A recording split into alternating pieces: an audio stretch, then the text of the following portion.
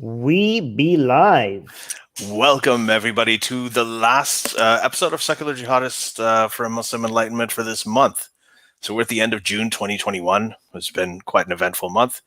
And this is it. We're going to do, this is our Ask Us Anything episode. And this is where you guys get to ask us questions about anything and everything that YouTube will allow us to talk about without banning us and demonetizing Good us. clarification, Ali. That was very important. That's the usual thing. If you like what you hear today, we are on, we should do this at the end of the show, right? But whatever. Yeah, we're on patreon.com/SJME. You can go there and become a patron for as little as $1 a month. Get 5 episodes or more a month where you can, you can join in. You can ask questions live. You can ask questions ahead of time. We'd answer your questions. We'd give it priority, all that stuff. So So as a patron, you get to ask your questions ahead of time if you can't make it to our live shows. That's right. Anyway, let's look at some questions, guys. Post your questions. We already have questions here. Here, there we go. Here's the first one. First question comes from Sharik Siddiqui. Okay, in before everyone else. Yeah. So my question is, with MBS now officially peddling slightly softer Islam for investment and tourism reasons, who are now the biggest Dawah donors in the world? Well, I mean, first of all, it's the Islamic Republic of Iran by a huge margin, I think.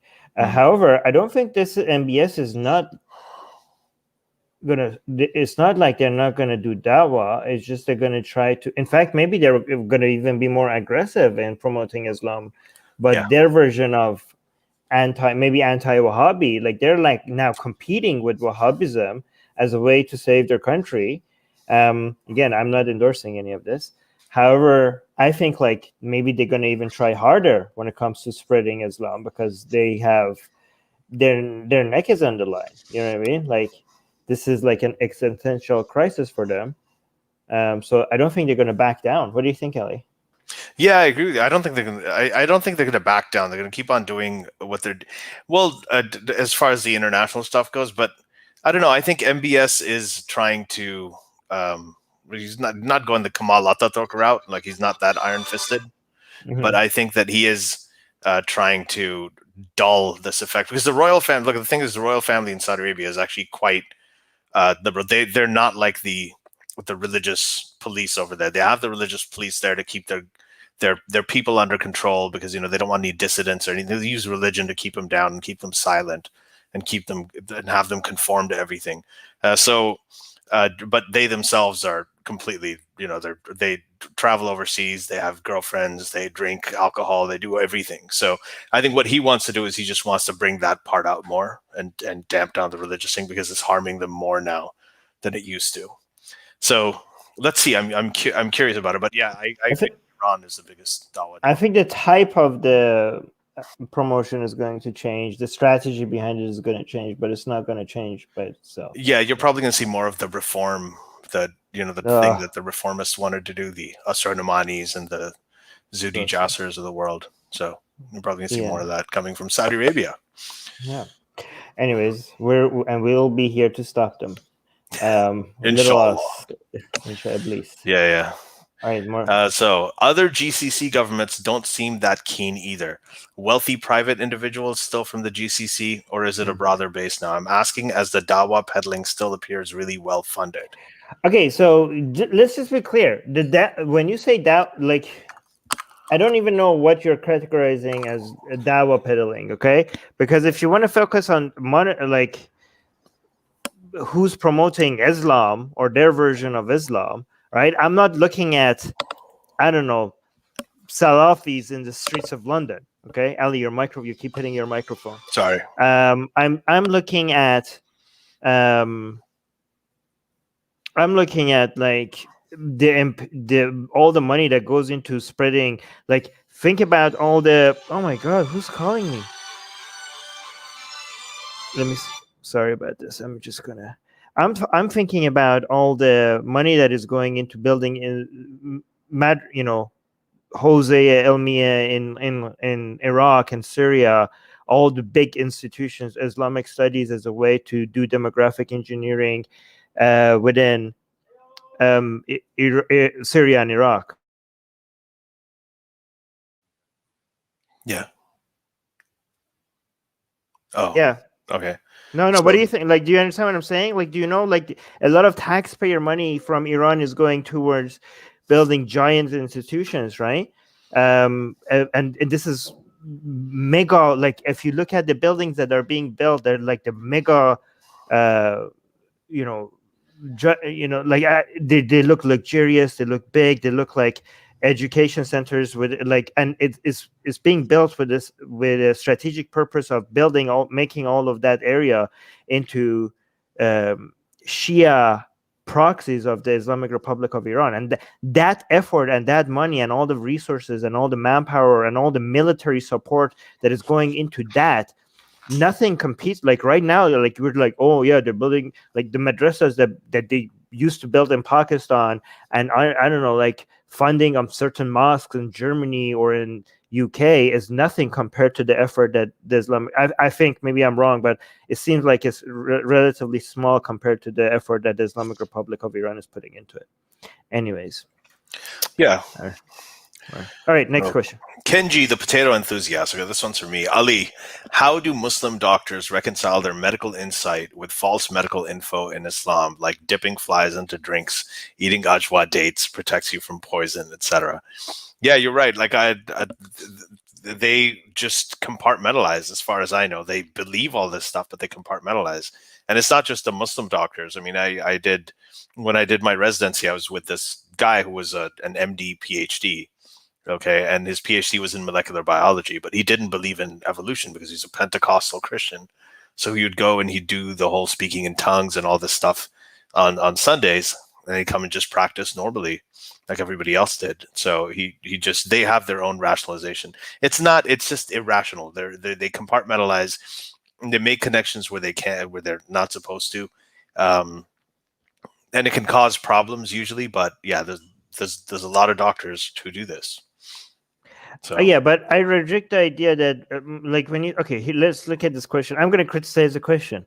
Sorry, Kenji. Saying, how do Muslim doctors reconcile the medical insight with false medical info in Islam, like dipping flies into drinks? First of all, there's a lot of assumptions being made here. Most Muslim doctors don't know about this hadith. Right, so the idea that so most Muslim doctors have no idea that there's some such crazy hadith that exists. I would assume the vast majority of them don't know. Okay. Yeah. Also, the ones, if you confront most doctors with this, they're probably just going to just be like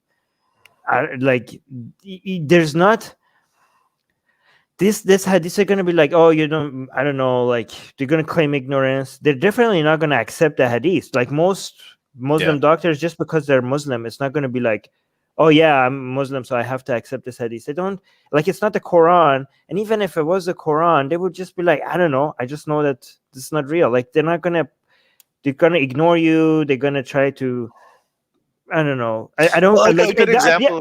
I don't think most Muslim doctors are going to be like, oh yeah, I'm a Muslim, so I have to accept this. They're just going to somehow do some gymnastics, ignore it, or not. Islamic criteria, it doesn't pass their. Islam is not on most Muslim people's mind, including the doctors. Okay, like a lot of people think like Muslims, just because Islam teaches you that Islam has to be on your mind and it has a criteria and everything, that they assume that that's how Muslims think and operate.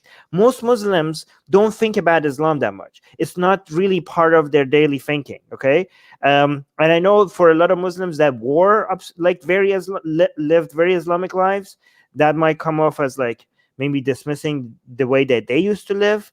But the truth is that, I used to be very religious about Islam. I used to be very take Islam seriously. But people like us who took Islam very seriously and really wanted to live the life of what it means to be a Muslim, that's not how most Muslims treat Islam. Anyways, Ali. Yeah, I want to say one more thing about this. Like, I think a better example over here would be the how do Muslim doctors reconcile their medical knowledge with with evolution, for instance. Right, and I've talked to them about it, and there are generally, most of them say exactly what Francis Collins says, who's like the Christian sort of doctor who it was actually Christopher Hitchens' doctor in his last days. He's a very religious guy, but he's the head of the NIH. And they're like, well, God started the process of evolution. And then you have this additional argument. Well, if God, evolution is one of the cruelest, like the cruelest. It's the processes that could ever exist. Like it is made to allow a species to suffer. I mean, every species can only survive by killing other species. That's what evolution is. It's a very, very sadistic system for life. So, did God create that? Why would God create a system like that? So this debate can go on, and it's a debate that is ongoing. Continues. I say debate very, very liberally, but. Austin saying, "Hey guys, your podcast theme music is awesome. What's his name? I forgot his name, so I'm sorry." Yeah. Do you think immortality is actually feasible for human? Armin, yes, Armin does think so. Yeah. Okay, so here's the thing: when you say "is it feasible," what could stop it? Like, what is the actual barrier? The only barrier is time and knowledge. Like, is there something? Like, just think about it this way: how could anybody think anything but it being feasible? People are like, oh, it's complicated. We don't understand how the brain works. Like, yeah, I know, but we will. Like, unless we're breaking the laws of math and physics, then there's no barrier other than the knowledge that we don't have, and the technology and the time. Like, the technology and the knowledge that we don't have, it's only a function of time. Unless we go extinct, then we're gonna, at some point, we're going to achieve that. Like, why wouldn't we? What is it within the fabric of the universe that is hard coded, that is going to physically stop us from achieving this? Like, I don't understand what's the barrier. But I agree with that too. The question of secular rarity, like, is it actually feasible? There's many ways you could achieve it. Like, immortality it's not just a matter of conquering disease and conquering death. It's a question of preserving consciousness, right? And I remember reading this in the 90s, right, when I was very young. There was an interview with Bill Gates, and before that, people used to say, well, the brain is, the conventional cliche was the brain is too complicated for technology to replicate because there's trillions of connections. And then, as the first time I saw Bill Gates talking about it, he's like, the brain has this many trillions of connections, neural connections, and that's actually not so hard to do. That's something that we can actually do through like microchip technology. And he was talking about it like we can actually do this. So, downloading consciousness into electronic systems and preserving it, cybernetics, growing organs out of stem cells, growing, artificial organs. When you do that, when you actually blur what Elon Musk is doing with Neuralink, when you blur the lines between what's biological and what's sort of technological, right, in terms of electronics and all the other stuff, then when you bring all that stuff together, then of course immortality is feasible. Yeah, I mean, and one thing else I want to add is most of the things that kills us is because of the body that we're in. I mean, I'm pretty sure once we become free of this body, then there you go. All the things that kills us, we're free from it. Like, once you manage to upload and download information, and we could basically be independent from this body, what could kill us? Nothing. I think a more interesting question here would be, what would happen if we did achieve immortality? How would we look at somebody dying of a car accident? It would probably be the greatest tragedy. Like, the way that we process trauma is going to intensify like manyfold, because a loss is really, really going to be, it's going to hit you hard. There's so many other things. Like, what are you going to do with time? What are you going to do with, I've got milestones. What are the milestones going to be if you're immortal? What is a milestone then? There's so many different, we think of everything so in such temporal terms. That's, I think, a more interesting question. By the way, Secular Rarity just gave us a $20 $20 super chat. Thank you so much, Secular Rarity. Thank you, just sending support. I always appreciate what you all do. Thank you so much. But Ali, that was a very good point. Sorry, I need to mention this as well because that was a very good point. Future generations who don't die are going to look back at us with shock of how we dealt, like the fact that we actually died. You know what I mean? Like, the way that we look at how crazy it is that, I don't know, 5 of your like 4 of your 5 children died in less than 2. Like, oh my God, people had to deal with that. The way that we look at people when they had to pull their tooth, they had to do it without anesthetics. Or like, oh my God, I'm glad I don't live at that time. Future generations look back at us and we're like, these people, like their mother, the people who they love, they just died. Like they would fall in love with somebody and they would have to watch them die from disease, like their body decaying. Like, oh my God, I can't believe they had to deal with watching the people that they care about in their life just completely just. Hey, we were talking about future topics. I think we should have a whole episode on this because like there's so much, so many interesting things because there's initially this technology to become immortal is only going to be accessible to people who can afford it. So that class difference is going to be insane too. Can you imagine like some people just have to die and other people can live forever? I don't think I think the class difference is going to be like, I don't think once you figure out the technology, I don't think it's going to become expensive. I think like no, but there will be a transitional phase where it will be a short transitional phase. I think. Like, well, Bernie Sanders will come and make it available for everybody. So I think it's going to become cheap. Like it's just once you understand how to do it, I think it's going to become so accessible. It's just like uploading data. Anyways, all right. Okay, Ritsuko Akazuki is saying, Ali and Armin, Iran and Turkey are suffering from high inflation. The GCC countries aren't as rich as before. Which state is funding Dawah the most now? Qatar or somebody else? This Dawah funding thing. Yeah. It's a lot of Dawah funding. It's the Islamic Republic of Iran, and it's mostly within the neighborhood.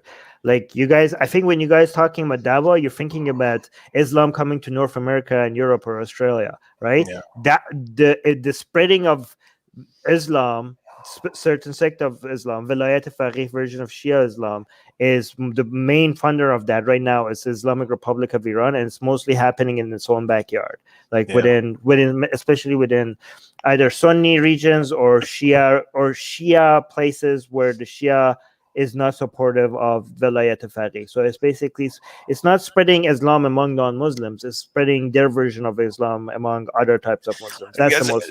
You got to understand another thing. Like as this millennial generation grows up, I mean, the MBS is also millennial. I mean, he might be a tyrant and a complete asshole, but he is also like, these people they're just getting less and less religious. I really strongly doubt that MBS is religious at all. At all. I doubt he is. I think he has to play the role. He has to do things because, the Saudi tradition, they got to control their people. He's a dictator, of course. He's got to use everything he can. But like as they grow up, all of this stuff, like the Dawah, people coming and spitting Dawah at you, it's going to just look dumb. It already does, right? Even it's just not going to be something in the next generation or two. Nobody's going to take this stuff seriously. They might have other things. They might have other sort of new age religions and things like that they might get into. We're seeing some of them come up now, right? Like all the conspiracy theories and stuff. But it's just, it doesn't. I don't think it's Islam is going to grow though as a percentage because of the birth rates, exactly. And by the way, Susanna is saying the true Dawah is making every heart bleed for Hussein. True. It's funny. It's funny, but that's basically what's happening. Yeah. All right, here. Okay, so Qasim is asking, Iron Mike or Muhammad Ali? Who would be the winner in the ring on their best form? I have no idea. Okay. Am I going to say Iron Mike? I think I'm going to say Iron Mike. You know why? Because, wait, by Iron Mike, they mean Mike Tyson, right? Are you seriously asking me that question? I don't know. Like, so if you mean Mike Tyson, the guy went and bit off another guy's ear. That's all I remember about Mike Tyson. He went during a fight. He bit off another dude's ear, right, during a fight. So I think that, it'll probably be him. All right. Here's another question. Okay, Ritsuko again. Query: what's driving the population fall in the Muslim world? Iran used to have 7 kids per woman in 1979. Now it's 1.5. Barring Sudan and Pakistan, others seem to be falling now. I don't know. I wouldn't claim it. It's the same thing that's driving it everywhere else. Like, it's just people are having kids. It's complicated. Women are they're even in these conservative Muslim communities.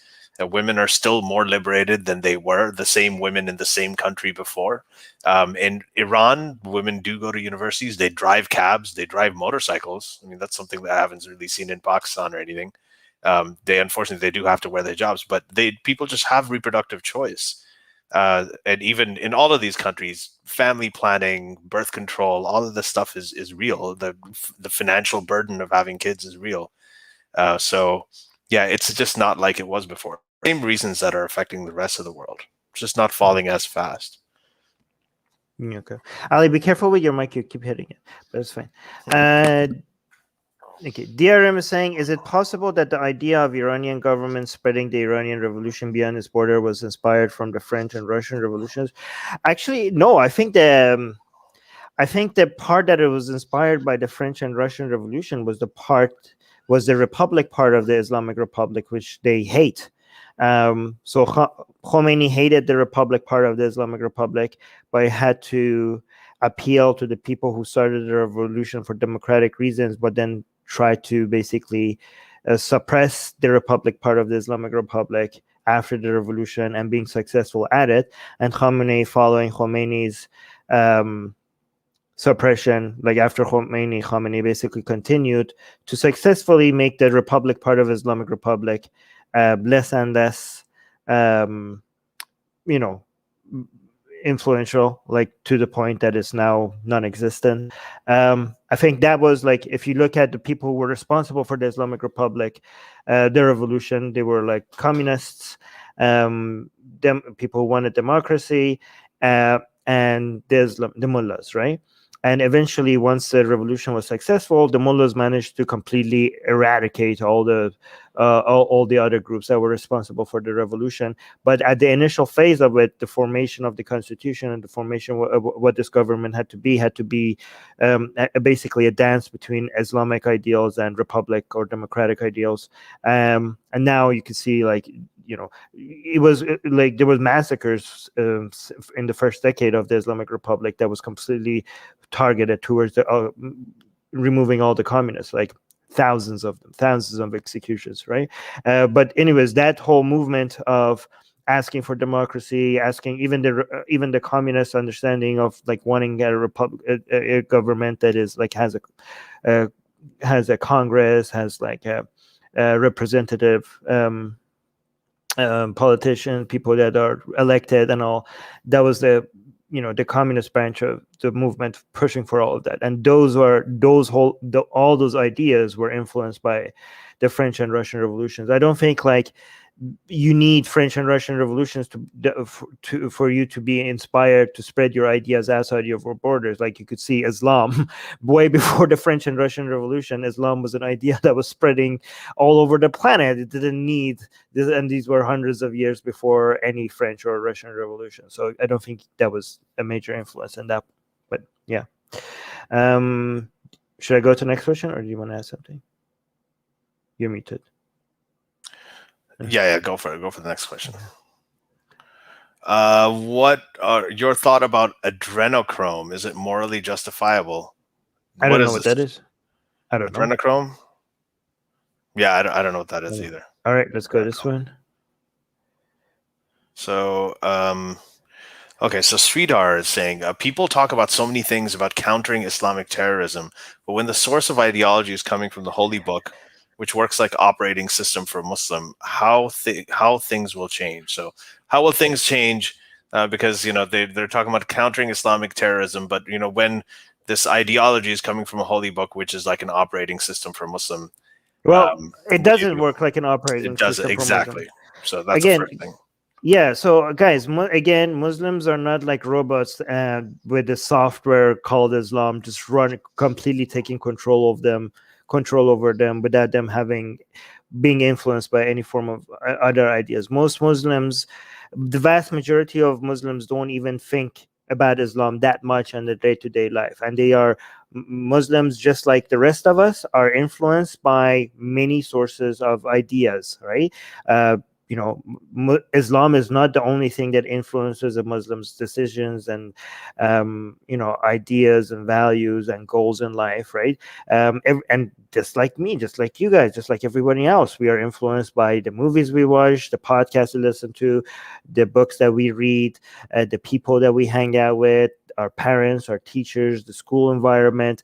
And Islam is, for most Muslims, is just a small part of what makes them be the way they are. It's always, I do agree that it's a negative influence, but for most of them it's a small influence. For most Muslims, their behavior in the day-to-day is coming from other sources, right? And again, fighting against the influence of Islam doesn't mean necessarily that we have to make every Muslim non-Muslim. That's not what I'm saying, but we do always see Islam as a negative thing, always. But within one individual, like, it's not like the battle against like the influence of Islam is not like, oh, here's a Muslim, now you're not Muslim. Okay, you could still be a Muslim, but less influenced by Islam, because we have better, superior ideas that are competing with Islam, right? Just like, for example, when you look at Christians, right, like in the Bible, it clearly says that women should be silent. Women should shut the hell up and just take orders and not have any position of authority, right? But most Christians don't feel like that. Most Christians do not think that women shouldn't be able to teach, right? Because most Christians are influenced by things beyond just Christianity, okay? So it's the same thing with Islam, right? Again, I'm not saying Islam is not harmful, doesn't have a harmful effect, but I'm just saying in every Muslim, it's not the only source of impact on there are other sources as well. Yeah. We haven't talked about this for a long time, so because we feel like this is very obvious because we've talked about it a lot, but I think it bears repeating. There's a big difference between Islam as an ideology and Muslims as people. This is something that we've talked about a lot. Muslims as people, a lot of times people take Muslim as an identity, the people do, and most of them haven't even read the Quran. And if they have read the Quran, they haven't read it with the translation. The vast majority of Muslims in the world don't even know Arabic. Okay, so they're dependent on translations, and most can't sit through the entire thing. So, they don't know what's in there. It's far from an operating system for Muslims. It's basically more like a decoration piece. It's something that's on top of their bookshelf or something. It's there for them to just pick up and hold over their kids' heads as they get married. That's basically what it's there for. So most of them don't know. Exactly. That's very well said. All right. The Ahmadi freethinker. Oh, I like that. Lots of Ahmadi ex-Muslims, and the Ahmadi, which is really encouraging. Ex-Ahmadi, yeah. Yeah, ex-Ahmadi, ex-Muslims. So what's the best way to refute the new Islamic apologetics who use mental gymnastics to justify everything? Hey, you're formerly Ahmadi, it seems.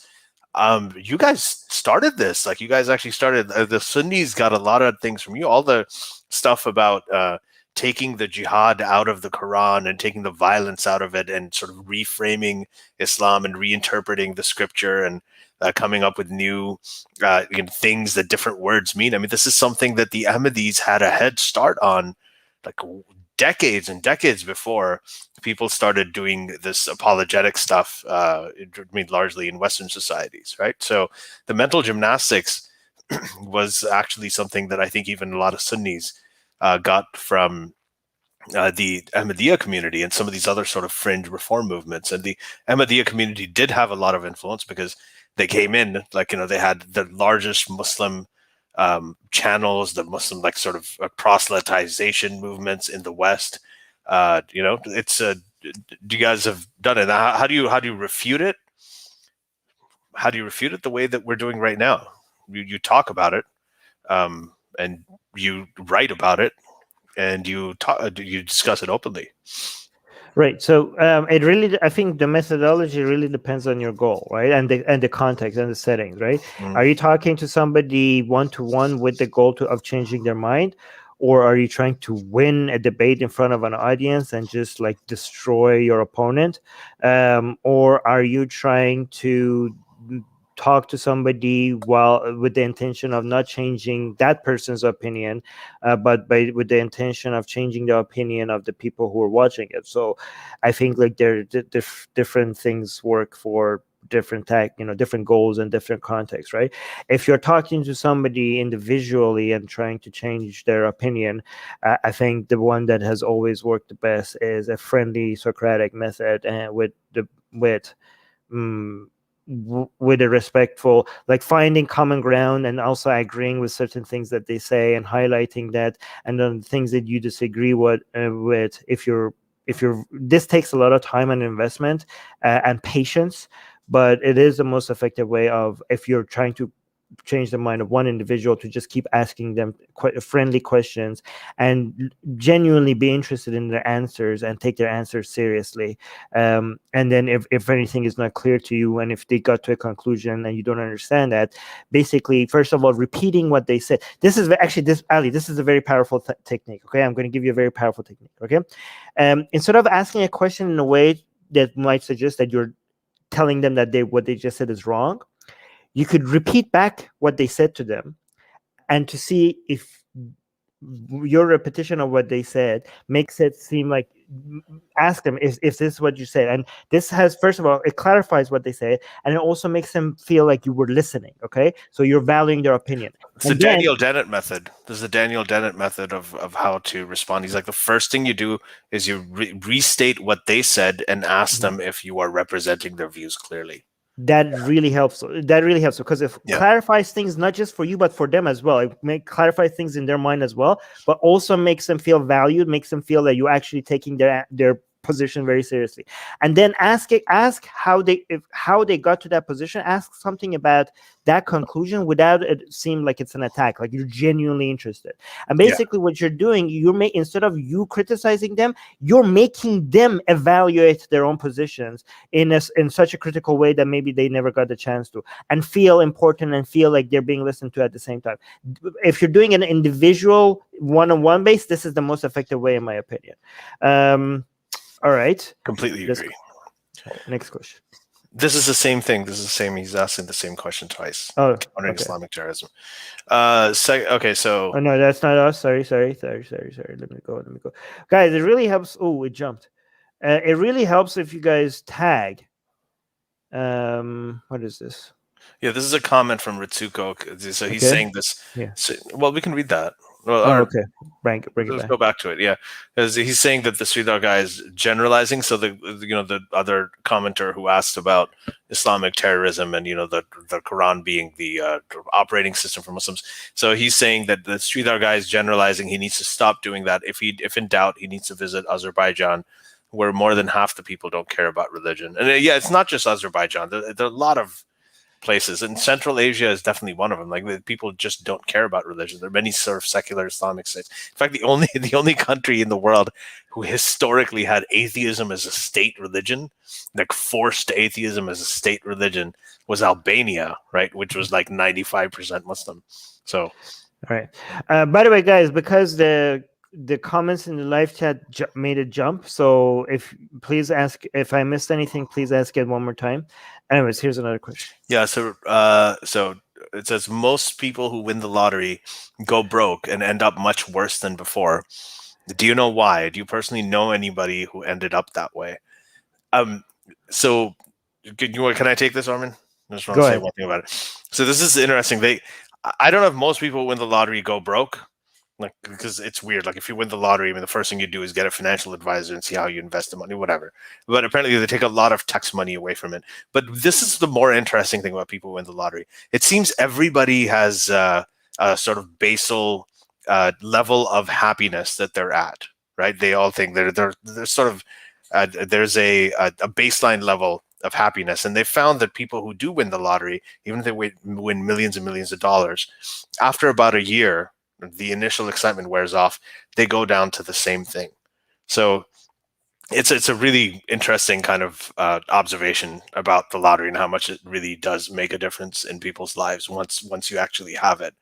Because most people think that things they don't have is going to bring them a lot of happiness, but once they actually have it, it doesn't, and they want more. So I mean, that's kind of interesting. Do I personally know anybody who ended up that way? No, I don't. Armin's back. Muscal's Corner has a question right under this one. Armin. Got it.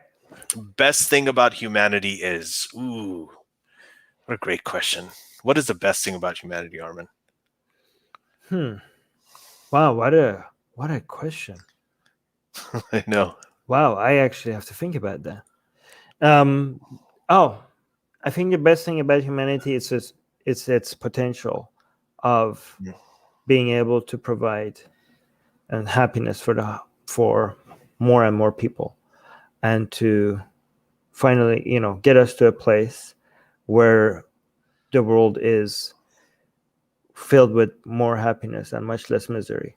So I think the best thing about humanity is something that hasn't happened yet, but the potential of us getting there one day. Yeah, I like that answer. I would say I'm gonna go a little John Lennon on this. Okay, not just John Lennon, but everything. The best thing of I'm gonna go Jesus on this. It's love, empathy, right, and having a sense of justice, like what's right and wrong. That way, you care about yourself, you care about other people, and it's all driven by being able to love other people and love things and have passion for things, and that comes from empathy. That was a very good question, man. Yeah, great question. All right, another question from Muscal, because they are he, she. Oh, Muscal. Okay, so she probably. Yeah, I'm assuming your gender here. So. Oh my God! Ali, just ask a question. What would the what would the world look like free from religion? It depends on. Okay, there's two scenarios I'm looking at. Are you talking about the world as it is right now, and actually three, and you just remove religion, or a world that just never had religion, or we getting to a place where eventually we remove religion, right? So, which one of these I'm assuming that you're just talking about a world that just never had religion, and we just civilization somehow started and continue without religion as a whole. If that's what you're talking about, I think we will still have war, we will still have corruption, we will still have greed, we will still have a lot of crimes and misery, but I think there would be less of it. I think there would be less of it, but still plenty of it. Right? That's what it wouldn't be sanctioned as a virtue. Like, this is the thing. Like, when you talk about, well, religion is a terrible, they're like, well, what about racism? What about greed? What about power? What about evil?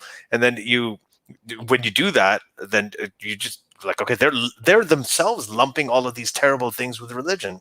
The only difference is religion is revered and respected. Those other things aren't. And religion actually encompasses all that stuff, the sexism, the homophobia, and the racism and everything. So it's not free from religion. I mean, you're looking at it. The world that right now, as you're seeing, right, is a world that's free from religion. The West that is largely secular. A lot of the other countries that are not in the West that are also secular. I mean, you're seeing what it's like free from religion. We've got better health. We've got more wealth. We've got less inequality than ever before. We've had civil liberties. Right, we have nations of immigrants where everybody's getting along and living together. Everybody's rights, and we've got human rights. Everything is a lot better than even 50, 60 years ago. Right, so you're looking at it. Okay, Ali, I'm gonna highlight the next question from Mars, but don't read it. Please do not read it. Okay. Okay.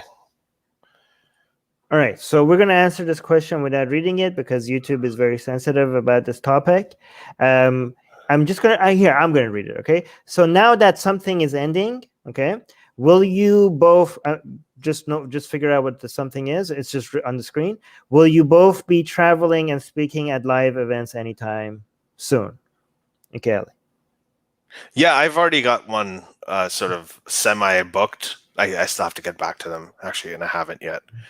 So I've already got one semi-booked. I probably won't be doing it as much. The funny thing is, like, whatever invitations I'm getting, they ask. They're like, would you like to do it virtually, or would you like to come in person? There's a lot of virtual ones too. So it's even though we're post this era. I'm trying to be good, Armin. Yeah, even though we're post this, we're trying to. This is so ridiculous. Fucking YouTube. Hey, don't blame me. It's YouTube. No, I'm not blaming you. I just said it's fucking YouTube. Yeah, but even though we're post this era, I think a lot of things are changing. A lot of people will be doing the virtual stuff more and more because it's been successful in the past. So yeah, Armin. Yeah. I'm really comfortable right now just doing my streams. and it would just mess up with my whole schedule and my planning. If it's with me and Suze at the same time, if me and Suze are invited at the same time, and both me and Suze's travels are paid there and back plus accommodation, right? Then yes, okay. But I'm not going to do it alone, and I'm not going to do it if I have to pay for travel or accommodation and stuff. Yeah, like that. and I will absolutely never turn down anything that Mariam Namazi organizes, because that thing in Amsterdam that we were all in, I mean, that was absolutely awesome. That was like one of the best time ever. That was the really best fun. time. Yeah, that was That's good, fun. but yeah, that was really good. That was the I wish. Yeah, Cool. I hope I could get to do that again. Yeah. But I'm really happy right now. I'm really happy communicating with you guys during these streams and so forth. Anyways, here. All right. So Sridhar is saying, thank you for answering my question. Your answer really filled me with a lot of optimism and hope. Thank you, Ritsuko. Okay, Sridhar, this is actually, but I got to highlight this. This is a very gracious thing that you're doing. Is that, you asked a question, you had certain assumptions, you got an answer. Ritsuko also kind of chimed in with it, and you are open to it. You're open to the answer, and you're open to changing your mind about your preconceptions. This is, people say that this is super rare, but we do see it all the time. So Sridhar, thank you. There needs to be more of that. I hope that we do the same thing, Armin. I know that both of us have at times, and I think this is fantastic. Thank you. Just a note, some people are saying, why can't I see the so-and-so's comment? You guys, you just change it from top chat, the setting, to live chat if you want to see all the comments, because sometimes YouTube thinks like your comments suck, so we're not going to show it. Just YouTube decides that just randomly. Yeah. All right, Blonde Infidel, yay! Yeah, Blonde Infidel. Blonde Infidel is saying, here in NZ, so I guess that's New Zealand, there are proposed changes to hate speech laws. Lots of discussion going on with the Christchurch terrorist attack in people's minds. So, first of all, the Christchurch terrorist attack, it wasn't hate speech. That was an actual attack. And I guess the assumption here is that there was hate speech that led to it. And, we've talked about this. Try saying the Christ thing and the T word a little bit less, Ellie. Sorry. Okay. So, yeah, the thing with there is a lot of discussion about it. We've talked about this over here too. There's a question about whether there should be changes to hate, or whether hate speech should be like banned by the government, or whether there should be more movements for social media channels to remove them, which is already there. I mean, it's not just social media channels. I mean, for the longest time, TV channels, like traditional media, radio, they all had restrictions on what they wanted on their platform at certain times. I mean, when kids are listening or watching in the afternoon, they'd have certain things you could say, certain things you couldn't say after 10 p.m. The rules change a little bit. So now the social media companies are also kind of adjusting to it. There are a lot of issues with it, like we're talking about YouTube's ridiculous rules. There are a lot of glitches. I really hope that they get it sorted out at some point. I don't know how they will. Some of the algorithms are nuts, and this is obviously a much bigger animal to tame. But I think those are two different discussions. Should it be done at a governmental level, changing the laws? I don't think so. Should it be done? Private companies, social media companies, should they be able to decide what's allowed on their terms of service and what's allowed on their platforms or not? That's a whole different question. See, the reason why this is so messy and so complicated and might not happen the way. Okay, so think about it. Like on YouTube, right? On Atheist Republic, we just got a strike for hate speech, which means that right now for a week we can't upload, go live, and do anything on Atheist Republic. So the video that we got a hate speech strike for on Atheist Republic was specifically a video that we were defending a minority person's, a Muslim woman's rights, right? Like it was the exact opposite of hate speech, right? So the way that they're trying to monitor hate speech, not only it's not being very effective, the people who are fighting hate speech are being, like, the algorithm is so dumb. And even after appeal, there was no appeal, because when we appealed it, within seconds, within minutes, it just rejected the appeal, right? So we're talking about, what Blonde Infidel is talking about is the government, right? I'm talking about a for-profit company that is motivated to keep people on its platform, right? And for-profit corporations are often a lot more effective, a lot more, a lot more detailed, a lot more efficient than governments when it comes to stuff like this, right? So if from a for-profit government company, which is YouTube, that is very much invested in trying to monitor hate speech and censor it in a proper way, and they are censoring people who are actually fighting against, giving strikes to people who are fighting against hate speech, fighting against hatred. Like, how efficient can a government be? You know what I mean? Like, if this is what you expect from YouTube, what can you expect from the government? So when it comes to monitoring speech and being very efficient at it, I don't know, I'm very skeptical. But I am completely for, private companies having community standards. But when it comes to the government, I think when it comes to hate speech, it has to be more investment done in monitoring who's saying what. I'm completely okay with it. And like, if intelligence officers are like monitoring what conversations are being made where, and finding patterns that leads to certain events and coming in and stopping them. But regulating speech is historically hasn't led to good outcomes overall, right? Like, regulating speech. I'm not talking about private companies having community standards. I'm talking about governments regulating speech.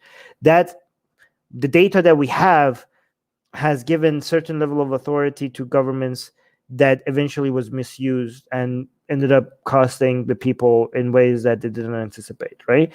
I'm not against doing everything possible to reduce harms like this, but sometimes the solutions that are offered are easy solutions that increases the power of government without fixing what was intended to fix. Like, I'm not saying, oh, I care about speech so much that I'm willing to see some people suffer just because I care about liberty so much. No, I'm saying, like, these solutions, doesn't even fix the solutions that they were intended to fix. But they're easy, and they increase the power of government, and it pleases the crowd, pleases the voters, because the actual things that do stop things like this, events like this, are hard, are complicated, requires a lot of studies and intelligence and investment. Just banning certain speech is like such a quick fix, and it's just a crowd pleaser. And I don't think we should let government get away with easy fixes like that. The actual fixes are more complicated. We did get a super chat. Thank you so much from who? Okay. Oh, Sridhar gave us a. Oh no! If Sridhar became a member, became an imperialist West puppet. Oh, thank you, Sridhar. Thank you, Sridhar. Welcome to Imperialist West Puppet. Yeah, I love it. Yeah, thank you so much. All right, that's a great level to be on. Okay, so the AKJ, yeah, okay, whoever this person is, roar for Christ, is saying, Armin, I made a response to you why I put the number 1 instead of I Christ. I don't know what this means. Instead of Christ. Okay, whatever. Thank you. Thank you for your comment. Wait, but sorry, the live stream just jumped, so I might have missed a few comments, guys. Like, it jumped. Here, let me find. We'll go to 1134. Oh, okay. Read this until I find 1134. Yeah, so Gossam is saying, why none of you don't say Ritsuko Akizuki? Say it right now. I did. I mean, didn't I read the name before? Ritsuko Akizuki. Yeah, that's the name. Okay, 1134. Found it. 11. Is this the one? Yeah, this is. Yes. Okay, good. So Music Guy 20 is saying, congratulations. We all made it to immortality, but what is our purpose now until the end of time? Procreation isn't important anymore, and we have too much time on our hands. Now what? And this, I think, Armin, should be another episode. This should be a full episode. And I'm going to actually schedule it for this month. Right. I mean, the idea of, when you're immortal and you could basically manipulate your brain in ways to experience pleasure and happiness in ways that were your carbon-based brain couldn't even imagine existing.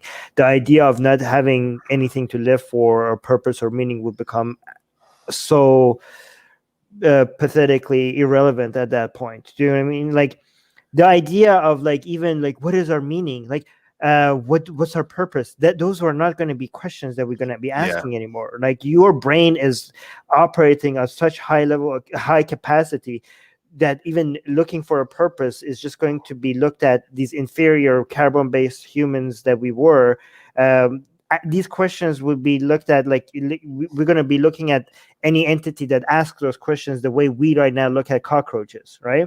You're not going to have any problem finding purposes to live when, like, imagine the most joy that you experienced in your life, the maximum amount of joy experienced in your life at one time in your entire short life that you live, right?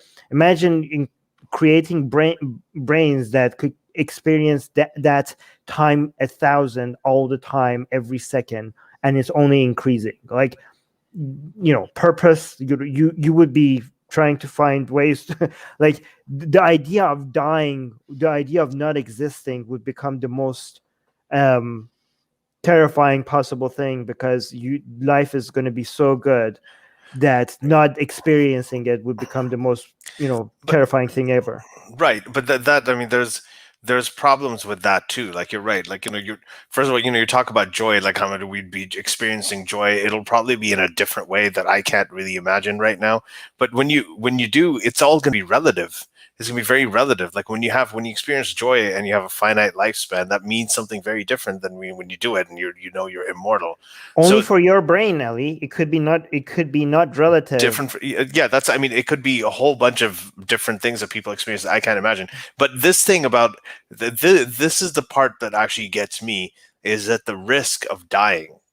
If you die, if you can potentially be immortal, if you are immortal, everybody's immortal, and someone can get killed in a car crash, or they can get killed. But that's a different. We already addressed that. This is a different thing. Like when you say it's relative, right now your mind operates in a way that pleasure is relative, right? Yeah. To your, like, for example, me giving you a chocolate is not going to be the same joy that a starving kid in the middle of, like, in Darfur is going to. But I'm saying is that this is because the limitations of our carbon-based brain. I think, like, you could be living in a self-made heaven and never get used to it, because you made your brain you program your brain so that you never get used to it. Like, getting used to it is not going to be a problem, because we are programming our brains ourselves at that point. So you're not going to there's not going to be a diminishing return on joy,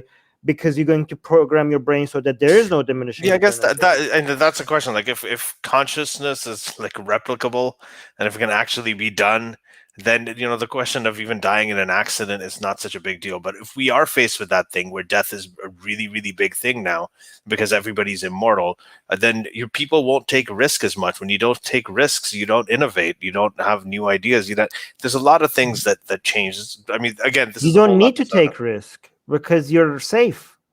What risk would you possibly take? It depends. If you're able to digitally or virtually replicate consciousness, then yes, you're always safe, right? Yeah. But that's one form of immortality. We're not talking about we're talking about something that where there may be a risk. Like, we're talking about an intermediate stage. All right. Okay. So it depends what you're talking about. So Sebelo Toda 2 is saying, who would win a dance battle between the two of you? You'd be surprised, but it would be me. I think so too. It would be Elliot. I don't think you would be surprised. Huh? Who? I don't think people would be surprised that it would be you. No, they would be, I think, because, like, you seem like you're a better dancer. I don't look no, like you feel like more fun. I feel like people think like Armin. Everybody thinks you're fun. What are you talking about? No, but like fun maybe in a way, like, like in a party, you're probably going to be the person to talk to. I'm going to be the guy that's going to be talking about serious stuff and just like ruin everyone's mood. I'm the guy that people say you must be fun at parties.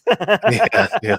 So I think like people could see that you're going to. I don't know. Anyway, you were a lot of fun in Amsterdam, I think. So it turned out. Yep. Yeah. All right.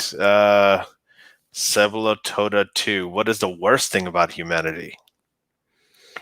It's the absolute amount of misery that exists all around the world right now as we speak. Guys, like, I don't think the rest of you understand how lucky most of you are. Like, you are living in tiny little bubbles of heaven surrounded by a sea of hell around you. Like, you do not understand how much pain, misery, sadness, heartbreak is happening right now as we speak. And the fact that most of us are not rushing to reduce that even by a small amount is just such a hard, the level of apathy that exists among about all this misery is just like, sometimes I feel like, guys, again, the only thing that makes me hopeful about humanity is its potential future, because right now the amount of misery that exists around the world makes it so that if the whole earth just falls into the sun, it's going to be a net benefit to the universe, I think, because the amount of misery, the current amount of misery that exists right now, it outweighs the amount of happiness and pleasure by a wide margin, right? So I'm not saying I'm not like I don't think like therefore it's good for the world to end or anything like that. I just think like right now as it stands, the only reason why I think like I'm optimistic is because I think we're gonna grow out of this. But right now, as things are, the world is a bigger hell than it's a heaven. And most of you who are just comfortably sitting in your living rooms and talking to us are completely underestimating how much people are in pain right now, everywhere around you. Like, it's like, or on this planet, it just is right. So basically, the worst thing about humanity is the past and the current. The best thing about the humanity is its future, I hope. Yeah, I think that, like, yeah, there's a lot of misery. I don't think that it's necessarily all human related. It can be, I mean, there are many places in the world that are, but the people are victims of history, they're victims of legacy, they're victims of geography, there are all kinds of things they're victims of. But I think that the worst thing about humanity just generally is gullibility. Like, there are a few sort of narcissistic, psychopathic demagogues who don't have the capacity to feel any empathy, and they're able to just manipulate large groups of people because, people are looking for meaning, they're looking for some kind of purpose. I think it's apathy. So you say Oh, apathy. no, I'm not saying apathy. No, I'm I'm talking, saying. So you're saying yeah, gullibility. I'm saying it's apathy. it's apathy. Yeah. So I think that, just the fact that so many people can be turned by a few people, that's something I think, is the worst thing. Secular rarity. It's okay, Armin and Ali, you two are stranded on an island together. Who outlives the other? Just Armin. Yeah, I think so. First of all, Armin's younger. He's more healthy. He likes avocados. I don't. You like avocados, right? Oh yeah, of course. Yeah. So I'm not a fan of avocados. You eat kale. I don't eat kale unless it's like deep fried and covered in, like, I don't know, something, bread or something like that. So yeah, no, clearly Armin would live longer. Plus, I think I would probably take Ali out as a source of food. I don't know. Well, then you're not going to live much longer, because if you eat me, then that's it. It's over for you. No, I think so. I think I'm going to last a stomach long flu you're time going to get. because actually, I wouldn't kill you. I would because if I kill you, you're going to rot within a week. So I have to like tie you up and then eat at you while you're alive, so that you are a longer source of food for me. Okay. No, maybe. Whatever. Good luck. I'm not the most nutritious food out there. I just need calories, man. I mean, I'm stuck in an island. I just need calories. I don't need it to be very nutritious. Okay. So guys, we have just okay. 2 minutes left. So let's take one more question. Then after that, we got to do our recommendations for this month, Armin. So Blonde Infidel is saying, any thoughts on how we can discuss hate speech laws here in New Zealand, given sensitivities around the mosque attack? I think we kind of covered this here, right? I mean, you in the last question. Yeah, I think we did. So let me pick one more question. Yeah. I'm gonna pick something from at the end. Here, let's pick this one because this question has been asked many times. All right. So again, the AKJV whatever year roar for Christ. I pissed off a lot of Muslims on a live chat on their live stream by pointing out Quran 22:15 stating unbelievers can commit suicide. What do both of you think on that Quranic verse? I don't remember that Quranic verse, but I know that Let in me read it Islam, out to you. suicide is not allowed in Islam. So I don't know what you're talking about. Maybe Yeah. So, yeah, let's look at this. So 22:15, this is what it says. Wait for it. Mhm. Quote, whoever should think that Allah will not support him, i.e. Prophet Muhammad, in this world and the hereafter, let him extend a rope to the ceiling, then cut off his breath, and let him see, will his effort remove that which enrages him? This just seems like passive aggressive way of just Uh, swearing at somebody. yeah, Hold on. that's basically what it is. This is not extending suicide. This is not saying you're allowed. This is just basically a big F you. Like Yeah, just telling certain people to just go die already. Like these are people who are already like considered evil by Allah. Like they're already damned. Like it's not like you're allowed. Like oh, this is not an endorsement of suicide. This is the people that are already damned in the eyes of Allah, right, Ali? Like it's not yeah, so it's not like they're going to go to hell now because of suicide, because they were already destined to go to hell to begin with, right? yeah. Oh, Qasim is. This is what is Qasim saying? Oh, he said Ali doesn't look tasty. There's a lot of speculation about what I would taste like if everybody else was, if there were a bunch of cannibals eating me. So apparently I don't look tasty. There's a barf emoji. And then Ayana saying Ali has a lot of fat, so he will last longer. Yeah, This is, but guys, it's also about who. Like, I wouldn't sit around and just die. I would. All that fat that Ali is carrying is calories for me, right? right. So he has to like watch out. Like he wouldn't be able to sleep because he doesn't like. I would be able to. I would basically like come over and just like use a giant rock or something while he's sleeping, so I could access all that calories. So I don't think he's gonna last long. So Oh, then I won't be halal, Armin. You have to do it the halal way. You no, have no, to no, slaughter. because You have my to let life the is blood at like drain. my life is at risk. I could do anything to save my life. All right, so I'm gonna wrap it up here. We're gonna do recommendations right now. So Armin, But something YouTube, this was a joke.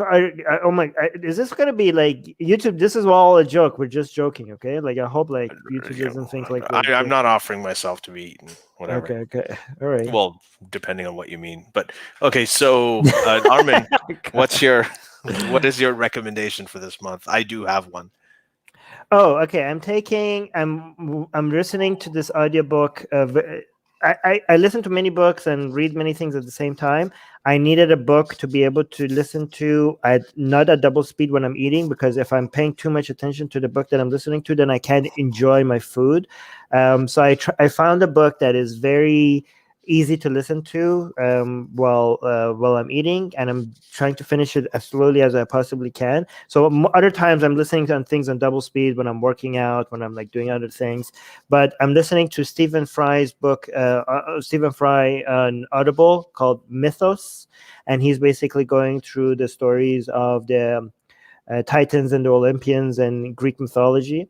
And it's just such a beautiful thing, and his voice, the way he reads it, is just it's such a pleasing thing to listen to while I'm eating. But I only use that for when I'm like eating or doing something that doesn't require a lot of attention. Other times I'm mostly listening right now to the great courses. I'm taking a course on the history of philosophy right now. But when it comes to audiobooks, I wanted to recommend Mythos by Stephen Fry. Mm-hmm. Yeah, for me, I'm actually going back to reading Aldous Huxley's Brave New World, which is just probably one of the best novels ever written. It's like a sort of sci-fi novel. It was written in 1931, 1932, but it's very, very relevant to the way that things are right now. And I think he describes a utopia where everybody's happy, and it's actually really creepy because it feels like a dystopia. I'm doing that. I'm writing my own novel, so I was actually trying to. There's certain things I wanted to refer to in that, but then I started reading it and I realized what an amazing book it is. That's one thing I'm going to recommend. So Aldous Huxley, Brave New World. The other thing I'd recommend is I haven't heard a Sam Harris podcast in a very long time, but recently I heard this one he had with David Buss called The Mating Rituals of Earthlings. And it was totally fascinating. Like, it just said a lot of things that I hadn't thought about before. So I think that was a really good episode. So you guys should definitely check that out. Interesting. Yeah. All right. Right. Cool. All right, guys. We're gonna, This was fun. We're gonna yeah, go. this was awesome. Yes. Sorry, that's my squeaky chair. So we're gonna wrap it up again. If you like Oil what you your hear chair. today, huh?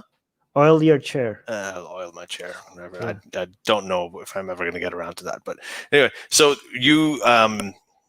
what was I gonna say? If you like what you hear today, we're gonna have more episodes on this. Where we have an upcoming episode on the U.S. leaving Afghanistan, so we're gonna discuss that. We're gonna have another one probably on this immortality topic. Because I'm very interested in what you think on this, Armin. I know you've read and you think about it a lot. And just there's a lot of other things. The other episodes this month, if you go to patreon.com/sjme for as little as $1 a month, you can become a patron, and you can get access to all the live video streams. You can ask questions before the video stream, and we'll prioritize and make sure we ask your question first. And then you can also join the live chat like you did today. And send us your questions and actually really interact, and we can have conversations like that, and have a really good time. And a lot of you guys are saying, great stream, awesome stream. So Darko is here as well. Hi, Darko.